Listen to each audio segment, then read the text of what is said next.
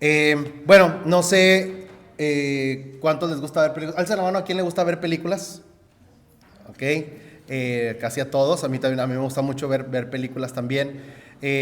Hay esta película, ¿alguien ha visto esta película? ¿Se la mano? ¿Alguien ha visto esta película? Ok, se llama Freaky Friday, en español se llama Viernes de Locos, ¿verdad? Viernes de Locos. Es una película ya bastante vieja, ¿verdad? Tiene ya muchos años. Yo creo que yo la vi cuando era un adolescente, cuando recién salió. Y bueno, la película trata de que es de una mamá y su hija. Le recomiendo que la vea, ¿verdad? Con su familia. Es una película familiar, bueno, más o menos familiar. Pero en la película, pues la mamá y la hija tienen muchos problemas, no se entienden una a la otra, ¿verdad? La hija siempre se queja de la mamá y la mamá siempre se queja de la hija. Y no se entienden una a la otra, siempre están peleando, ¿verdad? Entonces en la película van ellos a un restaurante chino y una señora asiática por ahí los ve peleando, ¿verdad? Si usted se acuerda de la película, las ve peleando, las ve discutiendo como siempre, y ella les hace como un conjuro. Bueno, es una película, ¿verdad? Al final de cuentas les hace ahí como algo, y al final ellas se intercambian, al día siguiente amanece y se intercambian el cuerpo. Entonces la mamá amanece en el cuerpo de la hija y la hija amanece en el cuerpo de la mamá. Entonces la hija se ve al espejo y dice, ay, estoy mayor de lo que debería estar, y grita, y luego la mamá se ve en el espejo y se ve que está joven y se asusta también. Y el punto de la película, o el sufrimiento de ellas, es que una quedó atrapada en el cuerpo de la otra, ¿verdad? Una quedó atrapada en el cuerpo de la otra. Y la película pues trata de eso, es, de nuevo, una película, pero es muy interesante cómo ellas tienen que luchar en la vida, y tratar de... La mamá estaba a punto de casarse, y a la hija pues tenía sus amigos en la escuela, y ahora es la otra la que va a vivir su vida en su lugar. Y ese es el punto de toda la historia, ¿verdad? Que la una queda atrapada en el cuerpo de la otra. La una queda atrapada en el cuerpo de la otra y trata de vivir una vida normal, y se da cuenta que es muy difícil porque está totalmente limitada al cuerpo de la otra, porque está atrapada en ese cuerpo, ¿verdad? Y ahora, hermanos, que se acerca diciembre y que pensamos en la Navidad y que pensamos en los regalos, y a lo mejor pensamos, yo no sé qué significa la Navidad para usted, qué significa las fiestas de diciembre para usted, pero cada año tratamos de insistir de que estas fechas pues no se trate de comprar y de comprar y de comprar y de comprar y de comprar y de consumir y de comer y todo eso, sino que si vamos a celebrar estas temporadas, pues que reflexionemos especialmente en el nacimiento de Jesús, ¿verdad? Y en estas semanas nos gustaría mucho revisar y reflexionar juntos en una doctrina que es esencial para el cristianismo, que es la encarnación de Jesús, ¿verdad? Y vamos a empezar hoy una serie de predicaciones que se llama Emmanuel, y la palabra Emmanuel significa ¿qué? Dios con nosotros, significa Dios con nosotros, ¿verdad? Dios tiene muchos nombres en la Biblia. Dios tiene muchos nombres en la Biblia de acuerdo a las necesidades que hay, pero uno de los nombres que podemos ver en la Escritura es Emmanuel, que aparece ahí en Lucas capítulo 1, en Mateo capítulo 1, en donde Dios le quiere hacer ver a su pueblo que Dios no se va a quedar en el cielo, sino que va a venir a nosotros, y por eso le dice en la promesa, y llamará su nombre Emmanuel, que significa Dios con nosotros. Dios va a venir, Dios va a descender, y Dios va a estar aquí con nosotros también, ¿verdad? Entonces, ¿qué implica la encarnación de Jesús en nuestra vida? ¿Qué significa la encarnación de Jesús en nuestra vida? Bueno, es muy importante, hermanos, que nosotros sepamos que Jesús vino a la tierra y se encarnó y vivió una vida como la nuestra. Miren lo que dice Hebreos. Quiero leerle este pasaje en Hebreos, en el capítulo 2 y en el versículo 17. Hebreos en el capítulo 2 y en el versículo 17. Dice, Hebreos 2:17 dice, por tanto,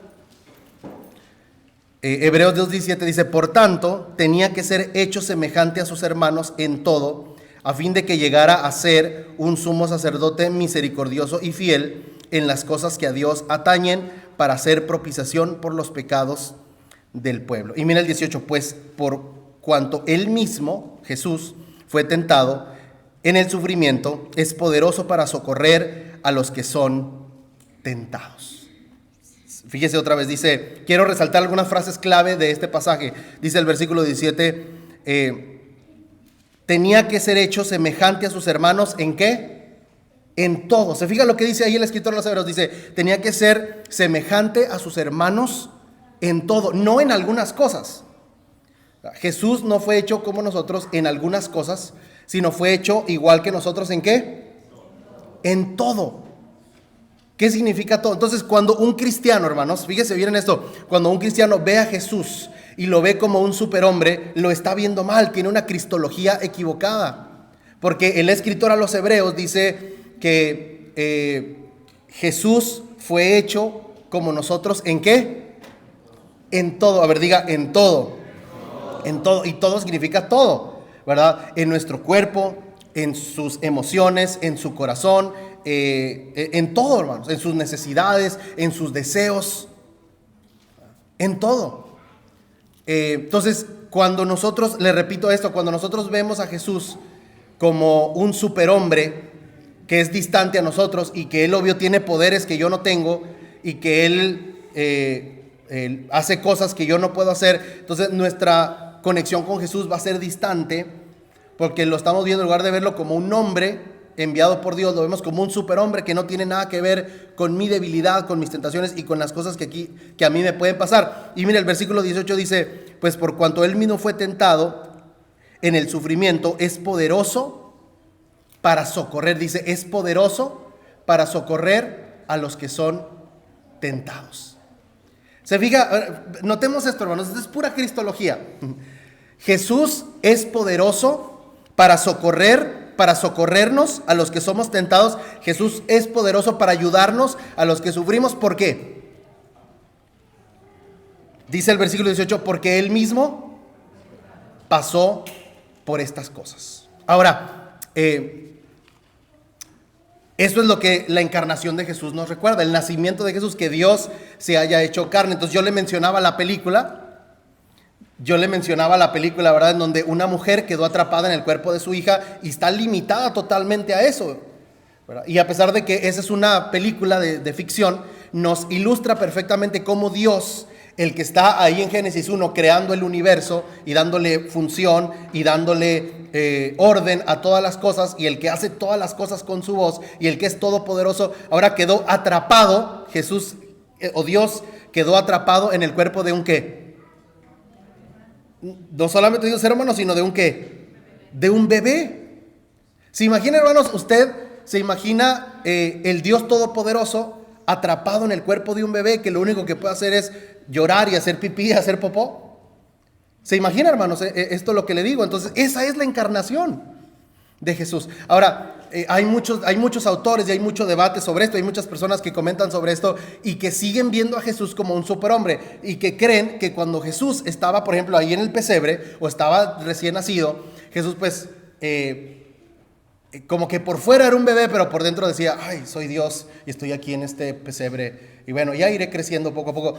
Muchas personas se imaginan eso, tienen esta cristología, y realmente cuando el escritor a los Hebreos dice es igual a nosotros en todo, es en todo. Entonces Jesús a los 3 meses tenía todas las habilidades de un bebé de 3 meses, porque es en todo. Hebreos capítulo 2 verso 17. Me explico lo que le quiero decir. El Dios todopoderoso quedó encarnado en el cuerpo de un bebé. Esta es la encarnación. Esto es lo que significa Emmanuel. Y por eso el escritor de los Hebreos dice, si usted la está pasando mal, ¿sabe quién lo puede entender a usted? Jesús. Porque Él pasó todas las cosas que usted le pueden pasar. Algo que nos puede pasar, algo que le pasa a muchos cristianos, es que, y yo creo que es una de las peores cosas que le puede pasar a un cristiano espiritualmente, es que se sienta malentendido, que no se siente entendido, que entre por esa puerta y diga, aquí nadie me entiende y aquí nadie conecta conmigo.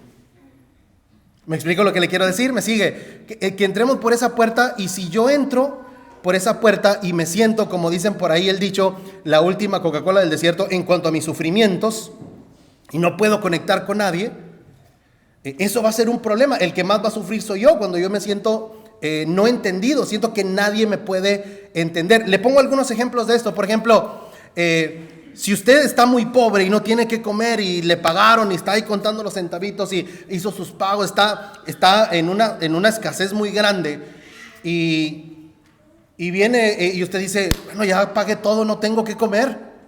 Y viene una persona que tiene dinero y llega y para su camioneta, no digo marcas porque luego algunos de aquí las tienen y luego piensan que son ricos, ¿verdad? Pero una camioneta, digamos, la verdad, una camioneta, y llegan y paran su camioneta y se acerca con usted que está pasando hambre y le pega en el hombro y le dice, tranquilo, Dios te va a proveer. ¿Cómo se siente? Dice, no me entiende, porque él no tiene la necesidad que tengo yo, porque él nunca ha pasado hambre, porque mira el trocón que trae, ¿verdad? Trae la trocada del corrido de los Tigres del Norte, ¿verdad? Ya no me acuerdo qué color era, pero trae un trocón ahí. O sea, no tiene la necesidad. Cuando alguien no tiene la necesidad, cuando una persona no ha pasado por eso y viene y te dice, no, tranquilo, Dios va a proveerte, no te preocupes, ¿verdad? O cuando estás enfermo, estás luchando con una enfermedad y una persona, mire lo que dice esto, dice, nunca entenderás, esto es de un autor que encontré esta semana, que dice, nunca entenderás matrimonios, lo difícil que son. Yo me acuerdo, hermanos, cuando yo empecé a predicar en la primera iglesia que empecé a trabajar, yo estaba soltero y no tenía hijos. Y hay una cosa que a mí me molestaba mucho, eran los niños chiquitos que no dejaban predicar a gusto, estaban ahí atrás. Y en ese tiempo la iglesia, aquí son bien portados, pero allá eran muy mal portados, ¿verdad?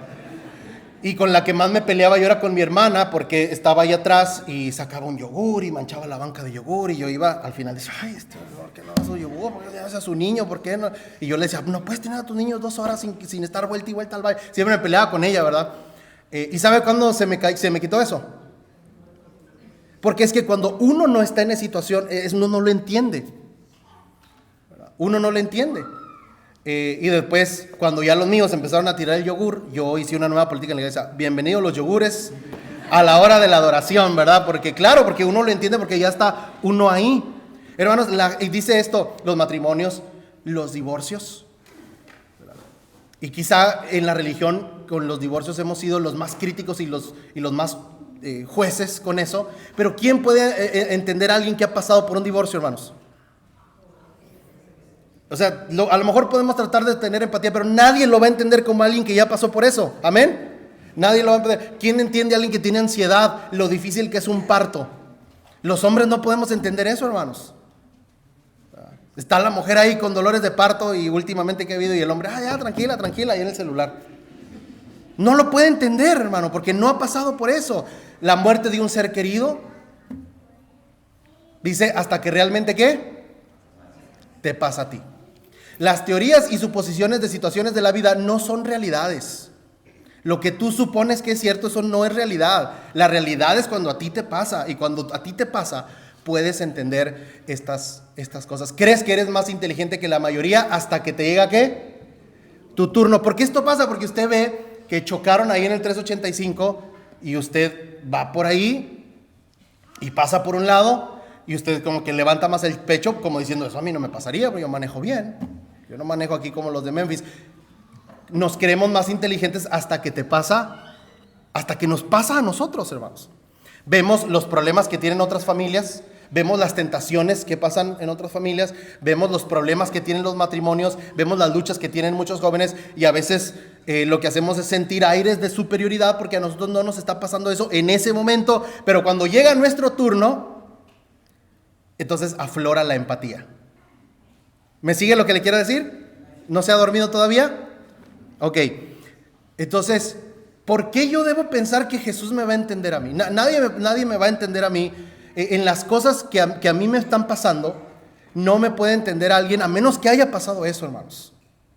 La autora esta que me encanta, Brené Brown, que habla de la vulnerabilidad. Ella tiene un video, ¿verdad?, en donde habla de la empatía y de la simpatía. Habla de esa diferencia. Y esa diferencia a mí me encanta siempre recordarla. Brené Brown habla de la diferencia entre empatía y simpatía. Entonces dice ella que la simpatía es cuando nosotros vemos a alguien y le decimos, oye, ¿sabes qué? Me caí en este hoyo. Estoy atorado aquí. Y la persona con simpatía va a venir y va a decir, uy, pobre de ti. Uy. lo siento, lo lamento mucho. La persona con empatía, dice Brené Brown, es la que viene, y si tú estás en el hoyo, ¿sabes qué va a hacer ella? Ella se va a meter al hoyo y te va a decir, te entiendo porque yo ya pasé por esto. ¿Qué diferencia hay, verdad, hermanos? ¿Qué diferencia hay cuando una persona escucha lo que te está pasando cuando estás en el hoyo y que una persona te diga, sí, lo lamento mucho? Por más que a lo mejor te haga cara de pobrecito de ti, ay, pobrecito, sí, lo lamento mucho. Qué diferente es cuando alguien te dice, no, yo he estado ahí, yo sé lo que es eso. Yo sé lo que es eso porque yo he estado ahí. ¿A quién le contarías tú tus problemas, hermanos? ¿Al primero o al segundo? A la persona que ya ha pasado por eso, ¿cierto? A mí nunca me dan ganas de contarle mis problemas, y cuando estoy en el atolladero, a mí nunca me dan ganas de contarle a una persona que me va a ver con aires de superioridad y de juicio. Siempre me siento con muchas más ganas de compartirle mis problemas a alguien que dice, yo te entiendo, eso me ha pasado a mí. Entonces, lo peor que nos puede pasar es sentirnos que nadie nos entiende, cuando realmente es cuestión de echar un vistazo y darme cuenta que mis hermanos y mis hermanas y mis amigos tienen luchas como las mías. Y una de las razones que nos dice aquí el escritor de los Hebreos, por las cuales debemos confiar en Jesús, es porque Jesús nos entiende. Porque Cristo nos entiende. Dice este pasaje, esto es de nuevo pura cristología, y miren lo que dice, hermanos, dice, y Cristo en los días de su carne, ofreciendo ruegos y súplicas con gran clamor y lágrimas, al que lo podía librar ¿de qué? De la muerte, fue oído a causa de su temor reverente. Y aunque era hijo, y mire cómo está con H mayúscula, aunque era no un hijo de Dios, sino era el Hijo de Dios, por lo que padeció aprendió ¿qué? ¿Cómo aprendió a ser obediente Jesús, hermanos? Versículo 8. Aunque era el Hijo de Dios, por las cosas que padeció, ¿aprendió a qué? La obediencia. Entonces, ¿Jesús nació obediente o Jesús se hizo obediente? Se fijan esto, Jesús no nació como que, bueno, es el niño Jesús, nació obediente y siempre anda brillando con el Shekinah de Dios, ¿verdad? No, Jesús, dice el escritor de los Hebreos, se hizo obediente a través de las cosas que le pasaron. Y habiendo sido perfeccionado, vino a ser autor de eterna salvación para todos los que obedecen. Si usted ha llorado, Jesús lloró también. Si usted ha tenido pérdidas, Jesús lloró. Si nosotros pensamos, hermanos, en un Superman, en un superhombre, va a ser difícil que yo sienta que Cristo me entiende.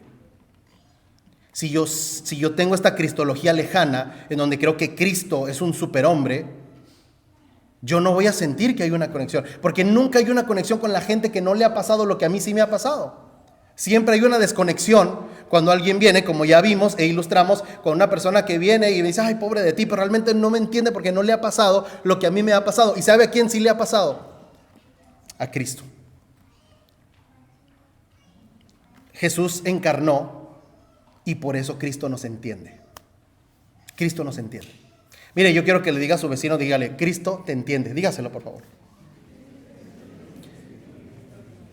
Dígaselo. Hay personas hoy aquí que de verdad necesitan escuchar eso, ¿verdad? Que necesitan escuchar. Hay personas que necesitan urgentemente escuchar eso esta mañana. Cristo te entiende. Dígaselo. Cristo te entiende. A ver, 1, 2, 3. Cristo nos entiende. ¿Verdad? Yo necesito escuchar eso. Usted necesitamos escuchar eso. Déjeme hablar de 3 cosas rápidamente. Le prometo que no me voy a tardar. Pero voy a hablar de 3 cosas, hermanos, en las que Cristo nos entiende perfectamente bien, porque Jesús pasó por esas cosas. Y lo primero que quiero es que volvamos a ver este pasaje donde dice, y Cristo en los días de su carne, ofreciendo ruegos y súplicas con gran clamor, dice, fue oído, verso 8, por lo que padeció, por sus sufrimientos. Si usted dice, ¿Jesús me puede entender en mis sufrimientos? Sí, Jesús le puede entender en sus sufrimientos. ¿Por qué? ¿Porque es Dios? ¿Porque es el Todopoderoso? ¿Porque todo lo sabe? No, sino porque a Él le pasaron. Podemos hablar toda la mañana de los padecimientos de Jesús, pero déjenme mencionarle 3. Número 1, Jesús perdió a su padre a una edad corta. ¿Cierto? Jesús perdió a su padre a una edad corta. ¿Cómo sabemos? Bueno, porque en el nacimiento de Jesús estaba José ahí. Cuando tiene 12 años, Lucas capítulo 2, está José ahí, pero cuando inicia su ministerio, José ya no está. Y lo más probable es que José haya muerto cuando Jesús era un adolescente. Y la mayoría de autores y comentaristas creen que por eso Jesús empezó hasta los 30 años su ministerio, porque se tuvo que hacer cargo del trabajo de su padre, de la construcción, de la madera, de la carpintería, y sacar adelante a sus hermanos menores. Y cuando ya eran ellos unos hombres, entonces él pudo ir a hacer la misión que Dios le había encargado. Jesús sabe lo que es perder a un padre. Jesús sabe lo que es perder a un ser querido. Cuando usted piensa en cómo ha perdido seres queridos, o cuando usted pierda a un ser querido, recuerde que alguien en la carne que siente todo lo mismo que yo, sufrió eso y perdió y enterró a su padre. Ese es Jesús.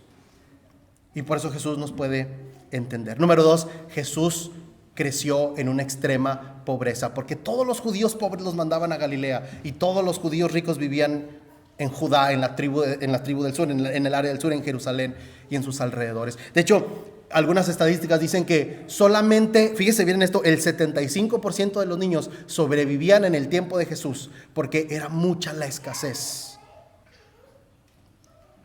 era mucha la hambruna. Si usted alguna vez se ha encontrado en escasez, se ha encontrado en pobreza, y usted dice, pues Dios no me entiende a mí porque Dios es Dios. Quiero que sepa que Jesús fue un niño que creció en una extrema pobreza. Y esto yo se lo he dicho en clases, pero en el tiempo de Jesús solamente había 2 clases sociales: los súper ricos y los súper pobres. Y Jesús era de los segundos. Jesús puede entendernos. Y número 3, Jesús perdió a su amigo Lázaro. ¿Se acuerda? Jesús no lloró porque Juan capítulo 10 y Juan capítulo 11, donde nos narra la historia de la muerte de Lázaro, y Jesús se pone a llorar. Juan 11:35, que es el versículo más corto de la Biblia, creo, ¿verdad? Jesús lloró. Jesús no se pone a llorar no porque no tenga esperanza, sino porque es un ser humano, porque Él siente todo lo que nosotros, hermanos. Jesús nos puede entender. Entonces, número 1, Jesús vivió una vida de sufrimiento. Número 2, usted puede pensar, yo a veces me siento lejos de Dios. En eso sí que Jesús no me puede entender. ¿Alguna vez a usted le ha pasado que se siente lejos de Dios? ¿Sí le ha pasado eso? Que se siente lejano a Dios. A mí me ha pasado eso. Me siento lejos de Dios. Y no es Él el que se aleja de mí, ¿verdad? Eso es obvio. Y usted dice, ay, sí, Jesús no me puede. A veces uno anda como desconectado. Y se nota, hermano, se nota. Cuando anda usted desconectado, cuando uno anda desconectado, anda así como que no conecta, pues. Y no puedo yo andar desconectado de mis hermanos y andar súper íntimamente conectado con Dios. Son 2 cosas que van de la mano. A veces uno se desconecta de Dios porque yo creo que es parte de la fragilidad, del pecado, de la vulnerabilidad de los seres humanos. Y usted va a decir, no, ahí Jesús no me puede entender porque ¿cuándo se alejó Él de Dios? Pero recuerda las palabras, hermanos, cuando estaba crucificado, hermanos. ¿Se acuerda de las palabras de Jesús? Elí, Elí, lama sabactani. ¿Se acuerdan las palabras que significan, Dios mío, ¿por qué me has desamparado? Jesús se sintió desamparado. ¿Por qué? Por una razón muy sencilla, hermanos, porque Dios no convive con el pecado. Porque Dios no convive con el pecado. Y usted dice, a ver, hermano, a ver, aquí está cristología, se está saliendo de control. Usted me está diciendo que Jesús tenía pecado. Jesús estaba lleno de pecado en la cruz. ¿Pero de quiénes eran esos pecados? ¿Eran de Él? No.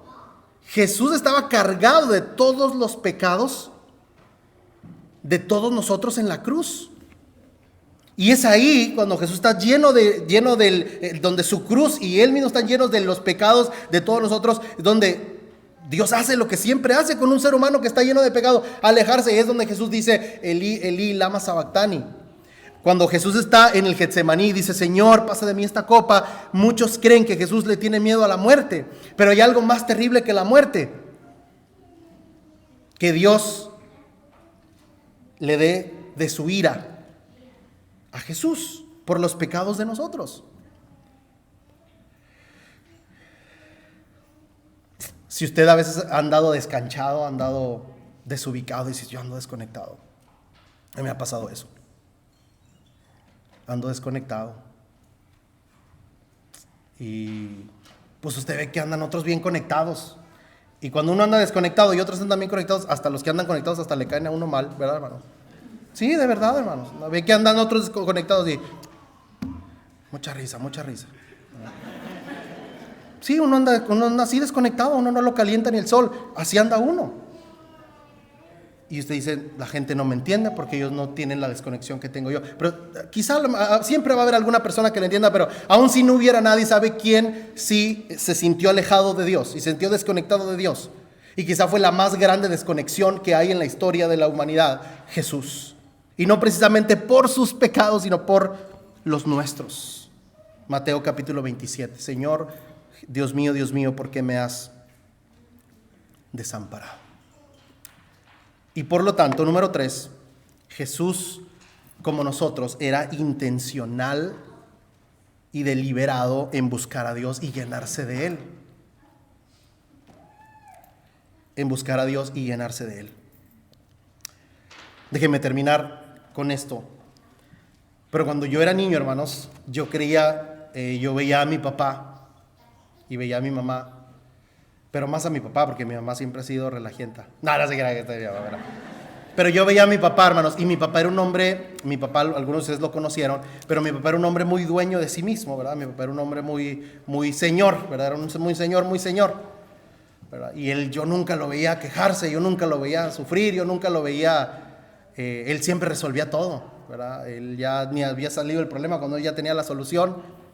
Y yo pensaba, hermanos, por él, yo creo que nunca en mi vida lo vi llorar a él. Y yo pensaba por él que la vida adulta era así, como que ya todas las cosas estaban en orden. Yo traía un desorden, que reprobé un examen y que aquí, que allá y que esto y que me mordió un perro y traía Yo decía, pero esto es la vida de niño y de adolescente, es así, un desorden. Cuando uno es adulto, todas las estrellas se alinean, ¿verdad? Y todo ya, uno tiene dinero, uno gana su dinero, uno tiene su casa, todo en orden. ¿Me explico lo que le quiero decir? Todo en orden. Y yo todavía estoy esperando eso, hermanos. Ya voy a cumplir 40 años y no me llega el orden. Porque la vida no es así, hermanos. Porque ahora que he platicado con mi mamá y después he platicado con mis hermanas, me doy cuenta que él no era tan así como uno lo veía.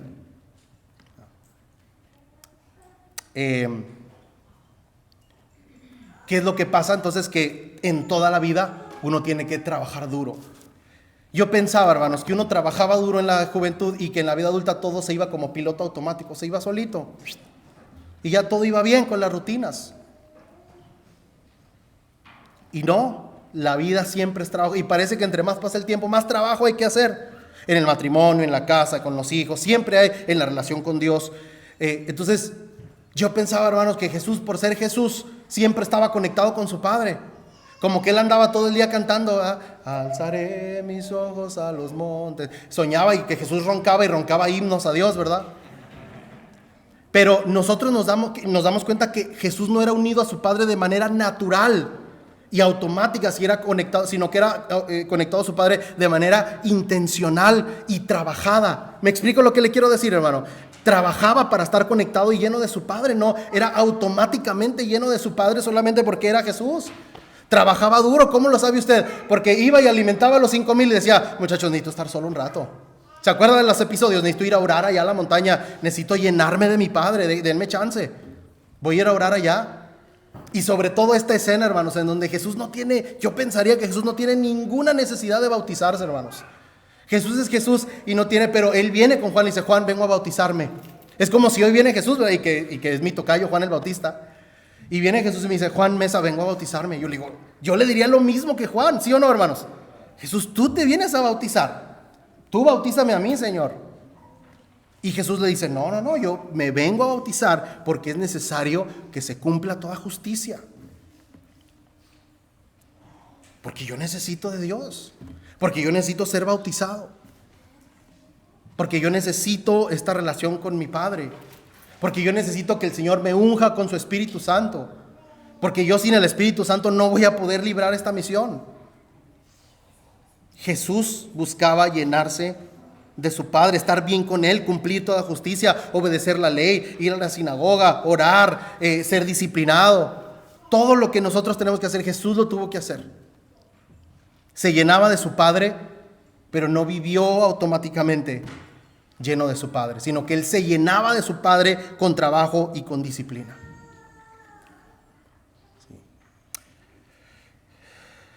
Entonces, hermanos, si Jesús tuvo la necesidad de llenarse de su Padre, de sacar tiempo para orar con Él y hablar con Él, si necesitaba tiempo y sacó tiempo y vio la necesidad de ser bautizado, imagínense usted y yo, ¿cuánto más, hermanos? No necesitamos de buscar a Dios y llenarnos de Él. Entonces, hermanos, yo quiero que usted esta mañana salga de aquí y se sienta entendido y se sienta acompañado. Si usted sale de aquí y se siente solo en sus luchas, fracasé en la predicación de esta mañana.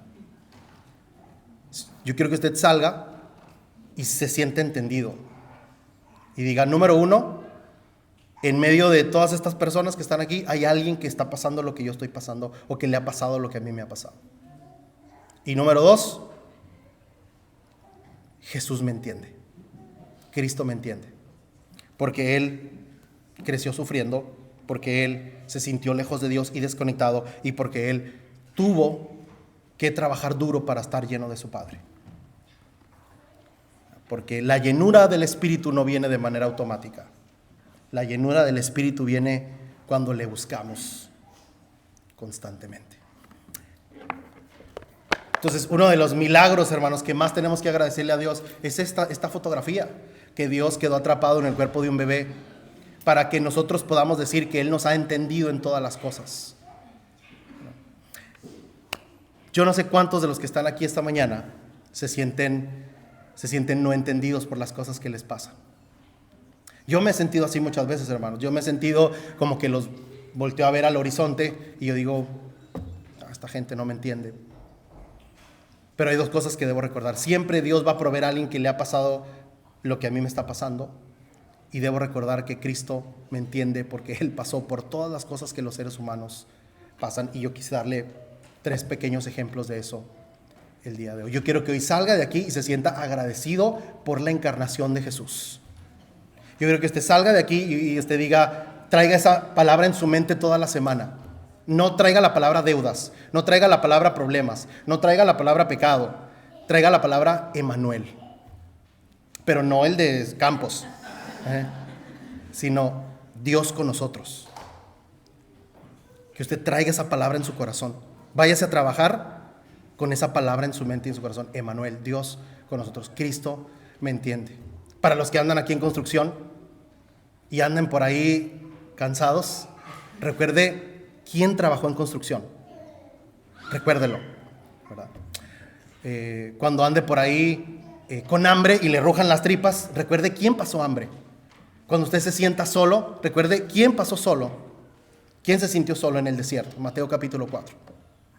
Cuando usted sienta que no sabe qué hacer el día de mañana, recuerde Mateo capítulo 26, Jesús en el Getsemaní, Señor, ¿qué va a pasar conmigo? Si es posible que pase de mí esta copa.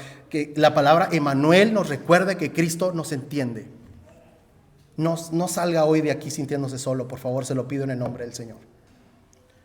No salga hoy de aquí sintiéndose solo, sintiéndose desconectado. Siéntase acompañado por nosotros y sobre todo recuerde que Cristo le entiende.